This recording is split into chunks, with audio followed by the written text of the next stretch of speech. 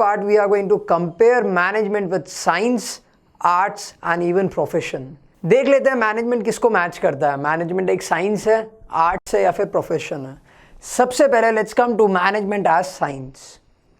Now what is management as science? See, whenever you talk about science, there are certain things that will always remain in science. First is systematic body of knowledge. Gravity, science है, एक theory है, ठीक है.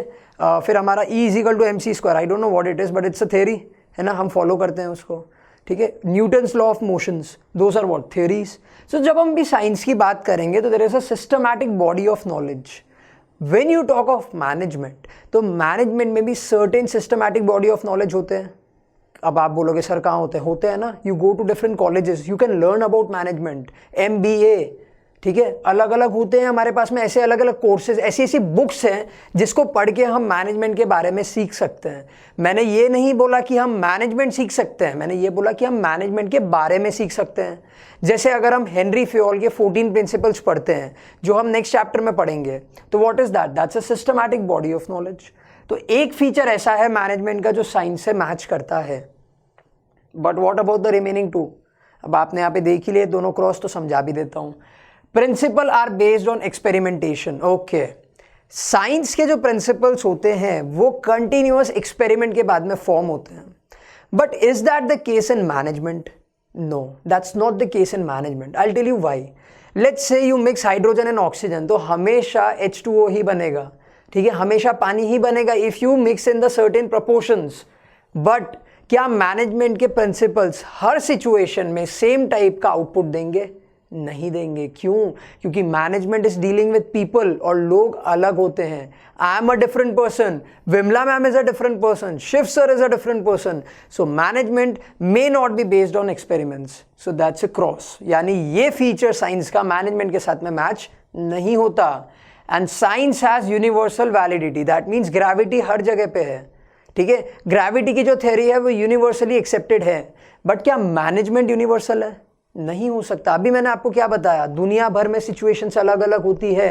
Corona virus a different situation, demonetization a different situation, GST implementation different situation. तो management is also going to be different. But क्या science के साथ में ऐसा होता है कि ग्रेविटी सुबह और शाम को गायब हो गई? नहीं होता. Science is universal, science has universal validity, but management does not have universal validity. So again, this feature of management and science does not match each other. So on comparing the feature of science with management, we find out that one feature of science is same to that of management, but whereas two are not present in management. So management cannot be considered pure or exact science, but we can call it inexact or social science. हम management और science को हमने जब compare किया तब हमें क्या पता चला कि एक फीचर तो प्रेजेंट है but the remaining two features are not present in management. So we can not call management as pure science, but we can call it at inexact science और सोशल साइंस. हम उसको exact science नहीं बुला सकते हैं, but हम उसको इनएग्जैक्ट और सोशल साइंस डेफिनेटली बुला सकते हैं. Next is management as an art. अब आर्ट का क्या मतलब होता है? आप ड्राइंग समझ लो, म्यूजिशियन समझ लो, ये सब आर्टिस्ट होते हैं. So what is art? Systematic body of knowledge. इसमें भी हमको काफ़ी सारी चीज़ें सीखनी पड़ती है. There are very few people जिनको सब कुछ पहले से आता है. मुझे गिटार बजाना नहीं आता, मैंने बहुत ट्राई किया, मुझे नहीं आया. मेरा भाई he is a quick learner, उसने 3-4 यूट्यूब पे वीडियोज़ देख के सीख लिए, ठीक है. So systematic body of knowledge, you know और you learn. So basically most of the people learn. Similarly in management, मैंने आपको पहले ही बताया, management is also a systematic body of knowledge. 14 principles of Henri Fayol, different books of management. So this feature of art is present in management. Next, personalized application. अब artist अलग अलग होते हैं, ठीक है. कोई आर्टिस्ट ऐसे होते हैं जो पर्टिकुलर गाने को इमोशनल बना देते हैं. वहीं पे हमने देखा था रसोड़े में कौन था. Now that was a heat of the moment, but हमारे आर्टिस्ट ने क्या किया, उसको फनी बना दिया. So there is a personalized application. Similarly management is going to be practiced on different situations. So every manager may apply the management principles in his own discretion. That means her manager अलग अलग situation में management principles को अलग अलग तरीकों से use करता है. तो that also contains personalized application. So again, this feature of art is present in management.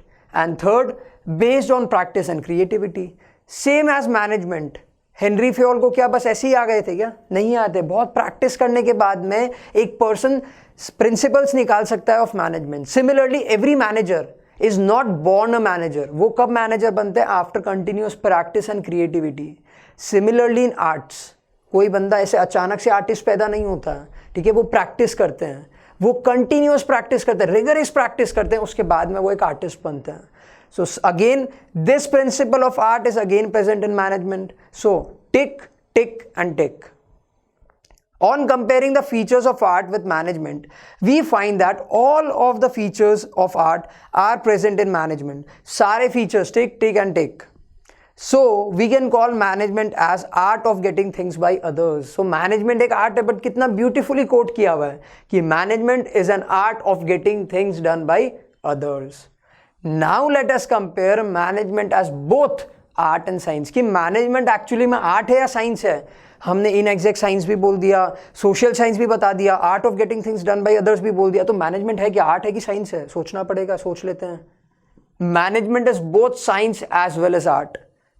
अब आप बोलोगे सर नहीं तो ठीक है, पढ़ लेते हैं. Like science, it has systematic and well organized body of knowledge. Science में क्या है? Well organized body of knowledge, systematic learning. And like art, it requires personal skills, creativity and practice to apply such knowledge. Science ने क्या दिया हमें? Knowledge दिया. वो knowledge को कैसे apply करना है, उसका क्या personalized application होगा, क्या creativity दिखानी है, वो हमको किसने बताया? Arts ने बताया. Science and art are not in contrast to each other. Both exist together in every function of management. तो कितना beautifully quote किया है वापस कि science और arts contrast में नहीं है एक दूसरे के. They are not different, but they work together in every function of management. वापस समझो, science ने हमें क्या दिया? एक theory दी कि management ऐसे होना चाहिए. और ये मैनेजमेंट की थ्योरी को अप्लाई किसने किया? आर्ट्स ने. With the help of personal skills, with the help of creativity, arts ने क्या हेल्प किया? जो थ्योरी साइंस ने दी थी उसको अप्लाई करने में. So management is neither science nor arts. Management is both art and science. Now let us compare management to the last type, that is management as profession. Profession का क्या मतलब होता है? एक बेसिक आइडिया देता हूं आपको कि what is profession. Doctors, teachers, ये सब क्या है? They all are following a profession. Profession का मतलब होता है कि आपको कोई पर्टिकुलर डिग्री लेने की जरूरत होती है, आपको कंटिन्यूस स्टडी की जरूरत होती है, फिर शायद उसके बाद में आपको इंटर्नशिप की जरूरत होती है, एंड देन यू बिकम और you get indulged into a profession. ठीक है, हमने डॉक्टर्स की बात करी, वो MBBS करते हैं. ठीक है, लॉयर्स की बात करें वो LLB करते हैं. CA की बात करें तो वो डेफिनेटली CA की पढ़ाई करते हैं. उसके बाद में ही हम उनको बुलाते हैं कि वो लोग कोई प्रोफेशन कर रहे हैं. So what is profession? There is a well defined body of knowledge. हमने प्रोफेशन में भी पढ़ा कि कोई पर्टिकुलर डिग्री चाहिए, साथ ही साथ हमने मैनेजमेंट में भी पढ़ लिया. पहले के तीनों पॉइंट में भी ये सेम चीज थी कि management has a well defined body of knowledge. तो yes, the first feature of profession is present in management. Restricted entry. Restricted entry मतलब क्या? आप डॉक्टर बनने जाते तो आपको कोई पकड़ के बाहर निकाल देता है कि नहीं डॉक्टर नहीं बनना है, ऐसा नहीं होता है. लेकिन क्यों रेस्ट्रिक्टेड एंट्री होती है प्रोफेशन में? बिकॉज हर कोई MBBS की पढ़ाई नहीं करता, हर कोई CA की पढ़ाई नहीं करता है, हर कोई LLB नहीं पढ़ता है, तो हर कोई प्रोफेशन में इंडल्ज नहीं हो सकता. तो there is a restricted entry. To become a CA you need to complete your chartered accountant. For becoming a lawyer, you need to complete your LLB. For becoming a doctor, you need to complete your MBBS. So there is a restricted entry. But is there a restricted entry to become a manager? No. कोई भी आदमी manager बन सकता है. In fact, we all are managers. We manage things. School जाना है, सुबह जल्दी उठना है, नहाना स्किप करना है कि ब्रेकफास्ट स्किप करना है. We manage things. हम सब चीज़ें साथ में कर लेते हैं. 15 मिनट में हम नहा लेते हैं, ब्रश कर लेते हैं, ब्रेकफास्ट कर लेते हैं. We do everything. We all are managers. So is there restricted entry? No, restricted entry नहीं है. Next, presence of professional association. जैसे if you talk about the lawyers, ठीक है। तो लॉयर्स का एक बार काउंसिल होता है, ठीक है, जहाँ पे वो लोग डिसाइड करते हैं कि हमको ऐसे ऐसे चीज़ें करनी है। अगर कोई भी लॉयर ने वो कोड ऑफ कंडक्ट नहीं फॉलो किया तो हो सकता है उसका लाइसेंस चला जाए। डॉक्टर्स के साथ में भी ऐसा होता है कि उनका लाइसेंस कभी कभी सीज हो जाता है। But is there any professional association when it comes to management? अब आप सोच रहे होगे इधर क्रॉस लिखा है तो of course the answer is no. नहीं, there are certain associations that are related to management, but the only difference कि क्यों वहाँ पे क्रॉस है, the only reason is because professional associations legal होती है। if not followed, if the code of conduct that is suggested by the professional associations are not being followed, there can be legal charges against you। but management के जो associations होते हैं वो legally formed नहीं होते हैं, तो they can just advice you कि आपको ऐसे काम करना चाहिए। They cannot bound you legally. So there is a cross. Existence of ethical code. Doctors के बारे में हमें पता है कि उन्होंने वो ओथ लिया होता है कि हम किसी भी पेशेंट को किसी भी टाइम पे वी विल सर्व। मैनेजमेंट ऐसा कोई एथिकल कोड होता है? नहीं होता है, तो there is a cross. And last is service motive. Service motive का क्या मतलब होता है? डॉक्टर्स, लॉयर्स, ये लोग का जो मोटिव होता है that is not to earn profits. हाँ, definitely they do charge heavy, they earn money, but the basic motive is to serve people. But क्या बिजनेस का, मैनेजमेंट का मोटिव सर्व करना होता है? नहीं, it is to earn profit. So again there is a cross. So on comparing the features of profession with management, we conclude that presently all the features of profession are not present in management. Almost सारे के सारे features present नहीं हैं, but very soon they may be included in management. कैसे हो सकता है कि जल्दी एक मैनेजमेंट एसोसिएशन आ जाए, हो सकता है एक एथिकल कोड जल्दी आ जाए। So it is quite possible कि इन द कमिंग फ्यूचर ये सारे फीचर्स जो प्रोफेशन के हैं वो शायद हमारे मैनेजमेंट में अप्लाई हो जाएं। ठीक है, so we can say management is on the path of becoming a profession, कि मैनेजमेंट अभी प्रोफेशन नहीं है, but in the coming future there are chances कि मैनेजमेंट मे बिकम प्रोफेशन।